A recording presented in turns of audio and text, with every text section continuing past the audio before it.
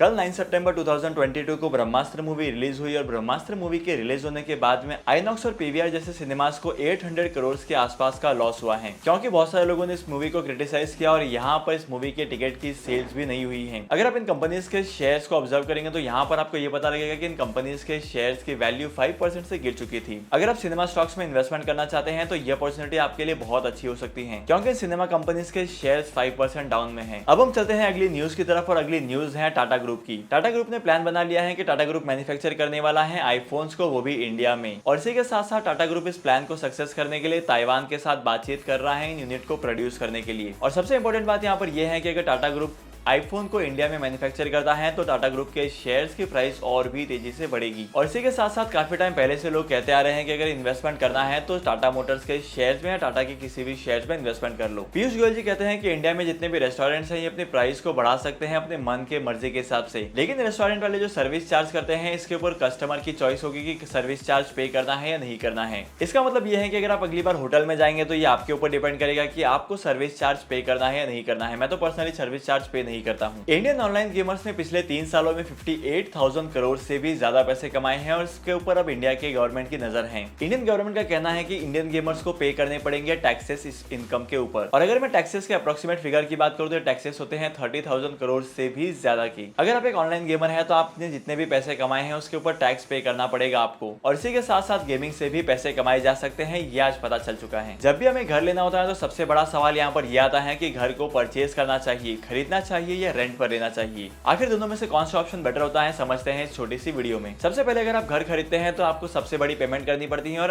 अपने लाइफ की सबसे बड़ी इन्वेस्टमेंट होती है। यहाँ पर आप कैश में पेमेंट कर सकते हैं या आप लोन ले सकते हैं। इसके बाद आपको प्रॉपर्टी टैक्स पे करना पड़ेगा और इसी के साथ साथ बहुत सारी चीजें होती हैं जो आपको पे करनी पड़ती हैं। लेकिन जब आप घर रेंट पर लेने जाते हैं तो यहाँ पर आपको एक छोटा सा डिपॉजिट देना पड़ता है जो कि घर को परचेज करने की प्राइस से काफी कम होता है। और इसके बाद हर महीने रेंट देना पड़ता है और इसी के साथ साथ प्रॉपर्टी टैक्स भी आपको पे नहीं करना पड़ता। जो प्रॉपर्टी का ओनर होता है उसे ही प्रॉपर्टी टैक्स पे करना पड़ता है। अगर दोनों को कंपेयर किया जाए तो सबसे आसान चीज होती है रेंट पर लेना, क्योंकि यहाँ पर इन्वेस्टमेंट कम से कम किया जाता है और तो और आप अपने प्रेफरेंस के हिसाब से अपनी चीजों को मॉडिफाई कर सकते हैं या खुद को बहुत आसानी से रिलोकेट कर सकते हैं। तो मैं पर्सनली प्रीफर करता हूँ रेंटिंग के ऑप्शन को ही। और इसी के साथ साथ आपका ओपिनियन क्या कहता है कि रेंटिंग ऑप्शन बेटर है या खुद का घर परचेज करना बेटर है, मुझे कमेंट सेक्शन में जरूर बताना। एप्पल के सीईओ टिम कुक का कहना है कि अपने प्रोडक्ट की प्राइसेज जो है वो एज लो एज रखने की कोशिश करते हैं, लेकिन आपको क्या लगता है कि आईफोन जैसे प्रोडक्ट्स की प्राइस कम है या ज्यादा है, मुझे कमेंट सेक्शन में जरूर बताना। अगर मैं पर्सनल ओपिनियन की बात करूं तो मुझे तो यहाँ पर बहुत बार इनके प्रोडक्ट की प्राइसेस बहुत ही ज्यादा लगती हैं। तो आपको ओपिनियन क्या कहता है मेरे साथ जरूर शेयर करना कमेंट सेक्शन में। नितिन गडकरी जी 4 व्हीलर्स को लेकर एक नया रूल पास करने वाले हैं, जहां पर साइड में बैठने वाले और पीछे बैठने वाले पैसेंजर को भी सीट बेल्ट लगाना पड़ेगा, क्योंकि सीट बेल्ट न लगाने की वजह से इंडिया में बहुत सारे एक्सीडेंट्स हुए हैं। बहुत ही जल्दी मार्केट में हर्षा इंजीनियर्स का आईपीओ आने वाला है और इस आईपीओ की डेट भी कंफर्म हो चुकी है। इस कंपनी का आईपीओ की एप्लीकेशन स्टार्ट होने वाली है 14 सितंबर से लेकर 16 सितंबर तक। अगर आप इस कंपनी के शेयर्स में इन्वेस्टमेंट करना चाहते हैं तो आपके पास एक डीमैट अकाउंट का होना बहुत जरूरी है। और तो और अगर आपके पास एक डीमैट अकाउंट नहीं है तो डीमैट अकाउंट ओपन करने के लिए लिंक मैंने डिस्क्रिप्शन में दे दिया है, तो डिस्क्रिप्शन के लिंक का इस्तेमाल करके आप डीमैट अकाउंट ओपन कर सकते हैं और इस आईपीओ के लिए अप्लाई कर सकते हैं। बड़ौदा रैन इंडिया के स्टॉक मार्केट की एक ऐसी कंपनी है जिसने पिछले 6 महीने में अपने इन्वेस्टर के रिटर्न को 2001% से ग्रो किया है। अगर आपने 6 महीने पहले इस कंपनी के शेयर्स में 1 लाख रुपीज का इन्वेस्टमेंट किया होता तो आपके इन्वेस्टमेंट की ग्रोथ जो है वो 2001% से होती। अब यहाँ पर आप कैलकुलेशन कर लो कि आपको कितना प्रॉफिट होता। लेकिन अगर आपको जानना है कि अब इस कंपनी के शेयर्स में इन्वेस्टमेंट कर सकते हैं या नहीं कर सकते हैं तो मुझे कमेंट सेक्शन में जरूर बताना। इसके ऊपर एक डेडिकेटेड वीडियो लेकर आऊंगा जहां पर मैं आपको डिटेल में बताऊंगा। तो आज की आखिरी न्यूज ये है कि टाटा ने क्रोमा में 500 करोड़ का एडिशनल इन्वेस्टमेंट किया है और यहां पर अपने क्रोमा के प्रोजेक्ट्स को एक्सपांड करने वाला है। अब एडिशनल इन्वेस्टमेंट का मतलब होता है एडिशनल ग्रोथ। तो आज के इस इंपॉर्टेंट वीडियो को यहीं पर खत्म करते हैं और अगर आपको आज के इस वीडियो का कंटेंट वैल्यूएबल लगा है